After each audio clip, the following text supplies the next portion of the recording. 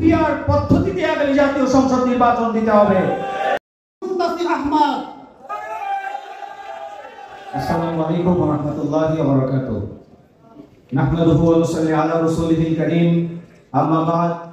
আউযু বিল্লাহি মিনাশ শাইতানির রাজীম। বিসমিল্লাহির রহমানির রহিম। হুয়াল্লাযী আরসালা রাসূলাহু বিল হুদা ওয়া দীনিল হাক্কি লিইয়ুযহিরাহু আলাদ দীনি কুল্লিহি। সাদাকাল্লাহুল আযীম। ইসলামী ছাত্র আন্দোলন বাংলাদেশ কুমিল্লা জেলা দক্ষিণ কর্তৃক আয়োজিত 34তম প্রতিষ্ঠা বার্ষিকী ছাত্র সমাবেশে আজকের ছাত্র সমাবেশের প্রধান অতিথি হিসেবে উপস্থিত আছেন এদেশের লক্ষ কোটি তৌহিদি জনতার আধ্যাত্মিক ও রাজনৈতিক রাহবার, গণমানুষের মুক্তির নেতা, জুলাই অভ্যুত্থানের অন্যতম অভিভাবক মুফতি সৈয়দ মোহাম্মদ রেজাউল করিম পীর সাহেব চরমনায় হাফিজাহুল্লাহ। উপস্থিত আছেন ইসলামী আন্দোলন বাংলাদেশের নেতৃবৃন্দ, সহযোগী সংগঠনের নেতৃবৃন্দ, কুমিল্লা জেলা দক্ষিণের নেতৃবৃন্দ, সর্বস্তরের ছাত্র ভাইরা, সকলকে 34তম প্রতিষ্ঠা বার্ষিকীতে আজকের ছাত্র সমাবেশে কেন্দ্র কমিটির পক্ষ থেকে শুভেচ্ছা এবং মোবারকবাদ জ্ঞাপন করছি। সংগ্রামী সাথী ও বন্ধুগণ, বিশ্বনবী সাল্লাল্লাহু আলাইহি ওয়াসাল্লাম পৃথিবীব্যাপী যখন অন্ধকারাচ্ছন্ন সেই মুহূর্তে দুনিয়াকে আলোকিত করার জন্য এসেছিলেন, আল্লাহ বলছেন হুয়াল্লাযী আরসালা রাসূলাহু বিল হুদা ওয়া দীনিল হাক্কি লিইয়ুযহিরাহু আলাদ দীনি কুল্লিহি। তিনি পৃথিবীব্যাপী অন্ধকারাচ্ছন্নতা দূর করার জন্য ইসলাম এবং সত্য দ্বীন সহকারে তিনি প্রেরিত হয়েছিলেন।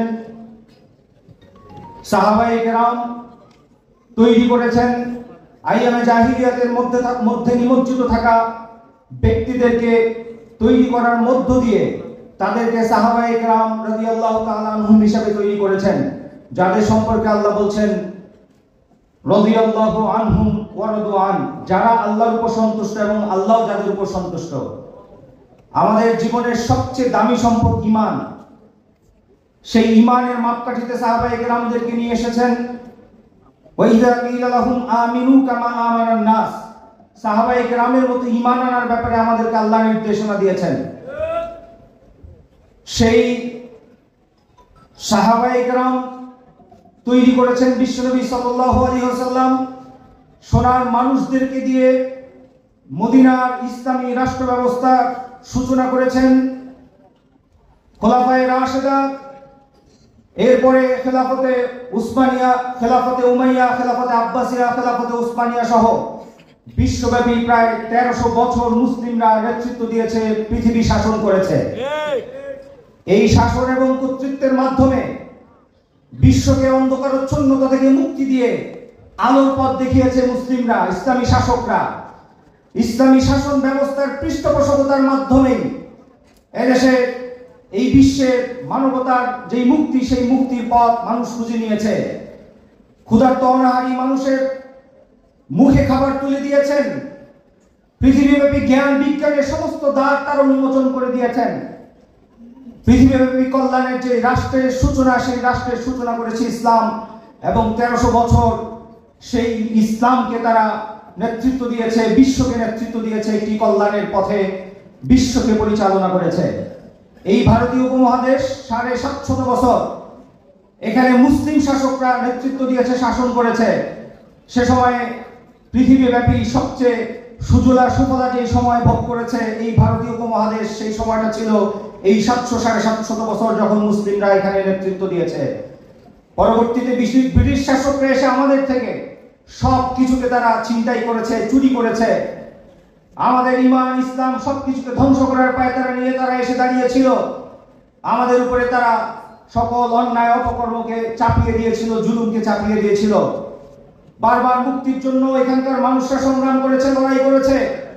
আবার সেই অধিকার ফিরিয়ে আনার জন্য, যে অধিকার বিশ্বব্যাপী মুসলিম শাসন ব্যবস্থার মাধ্যমে মানুষের যে অধিকার প্রতিষ্ঠিত ছিল, সেই অধিকার ফেরত আনার জন্য প্রতিনিয়ত মানুষ সংগ্রাম করেছে, রক্ত দিয়েছে, জীবন দিয়েছে। সেই রক্ত সংগ্রাম, জীবন দেওয়ার অংশ হিসেবে দীর্ঘ 190 বছর ব্রিটিশ বিরোধী আন্দোলন হয়েছে, সংগ্রাম হয়েছে। তিতুমিরের বাঁশের কেল্লা গড়ে উঠেছে, হাজী শরীয়তুল্লাহর জিহাদি সংগ্রাম গড়ে উঠেছে, রেশমি রুমালের আন্দোলন গড়ে উঠেছে, দেওবান আন্দোলন হয়েছে, ব্রিটিশ সেই দেশ থেকে পালাতে বাধ্য হয়েছে, পশ্চিম পাকিস্তান হয়েছে, আমাদের উপরে যখন জুলুম এবং নির্যাতনের শিকার আমরা ছিলাম, আমাদের উপর যখন বৈষম্য করা হয়েছে, অধিকার প্রতিষ্ঠার জন্য পূর্ব বাংলার মানুষরা, সেখানে বাংলাদেশের মানুষরা সে সময় ঘুরে দাঁড়িয়েছে, সংগ্রামের পথকে বেছে নিয়েছে। শোষণ বঞ্চনা থেকে মুক্তি পেয়েছি আমরা, ভাষার অধিকার রক্ষা পেয়েছি, আমাদের নির্বাচনের অধিকার আমরা রক্ষা করার জন্য সংগ্রাম করেছি, জীবন দিয়েছি। আমরা 90 সংগ্রাম, আমরা 2013 সাতলা, 2014 নির্বাচন বঞ্চনা হওয়া, 18 নির্বাচন বঞ্চিত হওয়া, 24 নির্বাচন বঞ্চিত হওয়া, সর্বশেষ আমরা এখানে যারা উপস্থিত আছি, এই তরুণ প্রজন্ম, আজকের এখানে যারা ছাত্র রয়েছে, তরুণ রয়েছে, আমরা এখানে আজ পর্যন্ত নির্বাচনে ভোট দেওয়ার মতো সুযোগ পাই নাই। আমাদের অধিকার প্রতিষ্ঠিত হয় নাই। 24-এর এই যে গণঅভ্যুত্থান হয়েছে, সেই গণঅভ্যুত্থান পরবর্তী নতুন বাংলাদেশে আমরা চাই আমাদের অধিকার প্রতিষ্ঠিত হবে। আমাদের অধিকারকে কেউ কণ্ঠরোধ করবে না, বুকের উপর জগদ্দল পাথরের মতো আর কোনো স্বৈরাচার জেগে বসবে না, সেটা আমরা প্রত্যাশা করি। শিক্ষা প্রতিষ্ঠানগুলো যেভাবে ফ্যাসিবাদ মুক্ত হয়েছে, খুনিরা বিদায় নিয়েছে, ধর্ষকরা বিদায় নিয়েছে, যত দুর্নীতিবাদ ছিল তারা বিদায় নিয়েছে, যারা শিক্ষার্থীদের উপর নির্যাতন নিষ্পেষণের স্টিম রোলার চালিয়েছে তারা বিদায় নিয়েছে। নতুন করে শিক্ষা প্রতিষ্ঠানগুলোর পাহারাদার হিসাবে, শিক্ষা প্রতিষ্ঠানগুলো রক্ষা করার জন্য এক একজন সৈনিক হিসাবে ইসলামী ছাত্র আন্দোলন বাংলাদেশ শিক্ষার্থীদের সকল অধিকার প্রতিষ্ঠার জন্য শিক্ষা প্রতিষ্ঠানে সদা জাগ্রত থাকতে হবে ইনশাআল্লাহ। ছাত্র সংসদ নির্বাচনগুলোতে আমরা অংশগ্রহণ করছি শিক্ষার্থীদের প্রতিনিধিত্বশীল প্রতিষ্ঠান হিসাবে। সকল ছাত্র সংসদ নির্বাচনে ইসলামী ছাত্র আন্দোলন বাংলাদেশ অংশগ্রহণ করার মধ্য দিয়ে আমরা ইনশাআল্লাহ সফলতার পথ, শিক্ষার্থীদের অধিকার প্রতিষ্ঠার পথ এটা নিশ্চিত করতে চাই। সর্বশেষ বলতে চাই, যে অধিকার, ভোটের অধিকার আমরা আজ পর্যন্ত লাভ করতে পারি নাই, আমরা চাই আমাদের প্রত্যেকজন ভোটারের ভোটের মূল্যায়নের ভিত্তিতে আগামী জাতীয় সংসদ গঠন হবে। প্রত্যেকটি ভোটের মূল্যায়ন নির্ধারণ করতে হলে পিআর পদ্ধতিতে আগামী জাতীয় সংসদ নির্বাচন দিতে হবে। এই জন্য আমরা যারা তরুণ রয়েছি, আমরা যারা নতুন ভোটার রয়েছি, আমরা যারা ছাত্র সমাজ রয়েছি, আমাদের পক্ষ থেকে জোরালো দাবি হলো আমরা আমাদের ভোটের মূল্যায়ন নিশ্চিত করতে চাই।